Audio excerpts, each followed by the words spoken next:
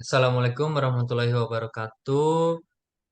Kami dari kelompok tugas besar adaptif network TT44G1 dengan judul menganalisa throughput dan routing overhead dari protokol routing AODV dan DSR terhadap perubahan pause time pada pause 10, pause 20, pause 30, pause 40, pause 60, dan di traffic 2 dan juga traffic 16 dengan beranggotakan Muhammad Rifki Azura Julistio, Dava Noval Putra, Muhammad Rinaldi Faturrahman, Ananda Avan R, dan juga Faturrahman Akbar Paputungan.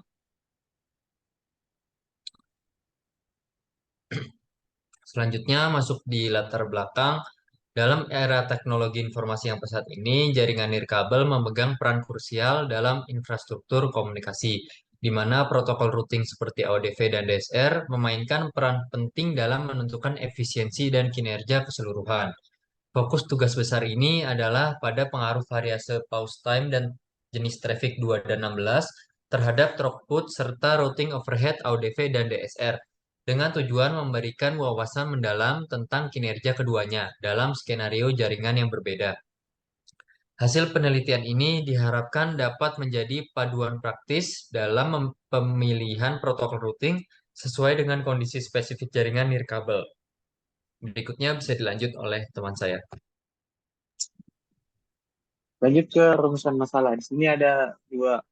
Yang pertama ada bagaimana cara mensimulasikan manet, protokol ODP, dan DSR dengan menggunakan software JNS 2.35 pada Linux Ubuntu.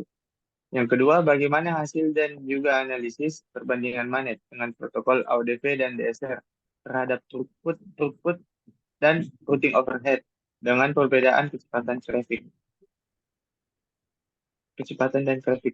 Terus ada tujuan penelitian. Sini ada dua. Yang pertama, dapat melakukan simulasi manet dengan protokol ODP dan DSR yang dilakukan menggunakan software JNS 2.35. Yang kedua, dapat mendapatkan perbandingan hasil analisis simulasi manet dengan protokol ODP dan DSR terhadap throughput dan routing overhead dengan perbedaan kecepatan dan traffic.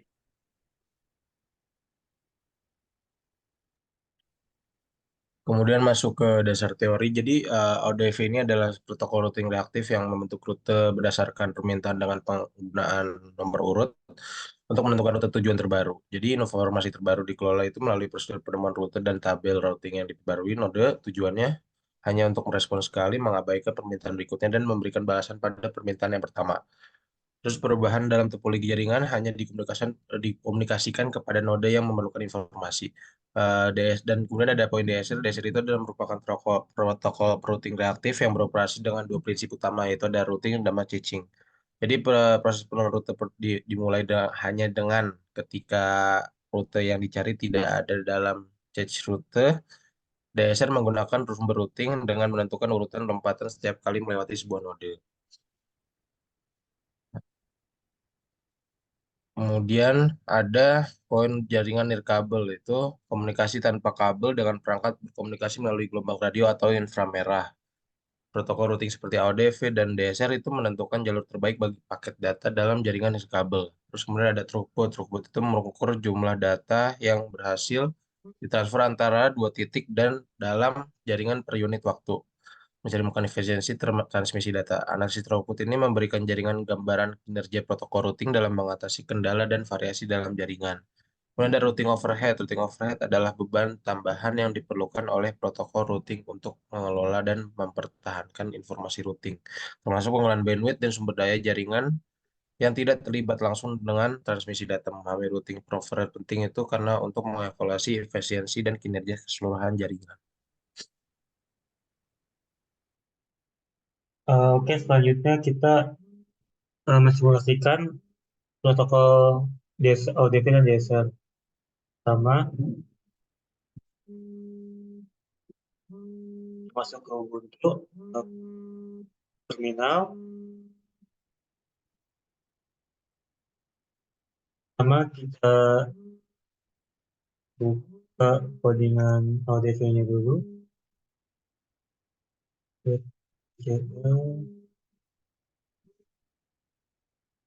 Nah, Nah kan kita ingin melihat dari perubahan pause dan traffic, jadi kita hanya mengganti pause dan traffic sini saja sesuai dengan yang kita mau. Misal pause 10 dengan traffic 2. Kita save, ini kita exit saja, terus kita sekarang jalankan AUDP-nya dengan ns audp.jl.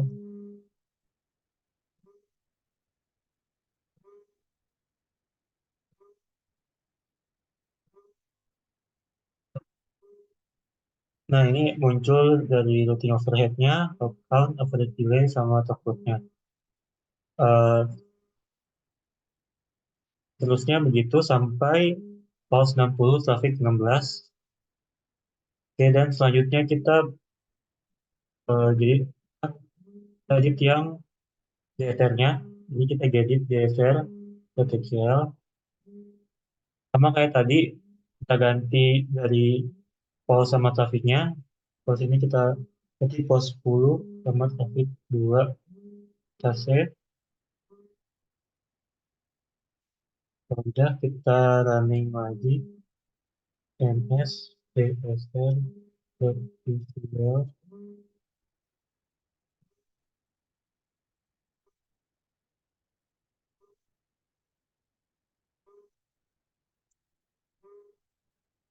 Nah, ini sudah muncul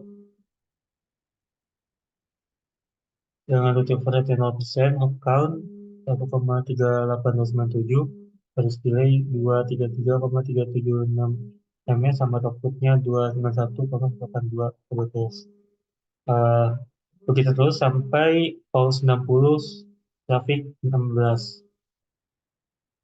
Nah, berdasarkan dari simulasi ini, bisa didapatkan untuk output dari LDP dan DSR. Ini bisa dilihat dari pause 10, 20, 30, 40, sama 60. eh, Nilai output DSR lebih tinggi daripada ODP.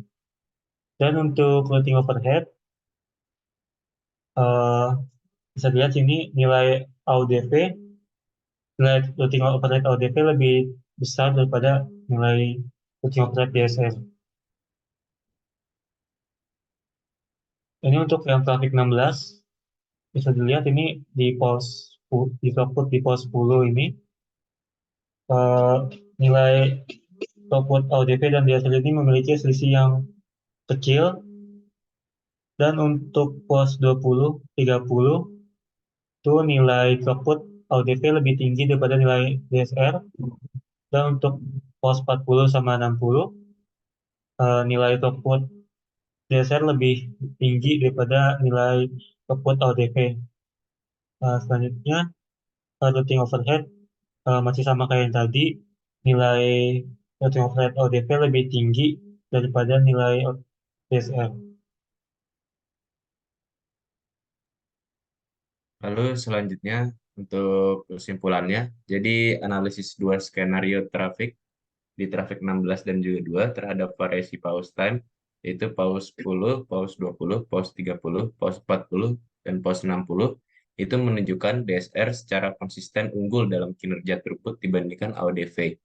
Nah, jadi pada traffic 16, DSR memiliki throughput lebih tinggi pada pause 40, 60, dan 10 dengan perbedaan yang signifikan.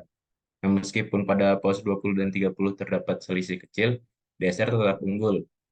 Nah, untuk AODV sebaliknya menunjukkan lonjakan nilai routing overhead pada traffic 16 dikaitkan dengan karakteristik on demand yang meningkatkan pembaruan tabel rute.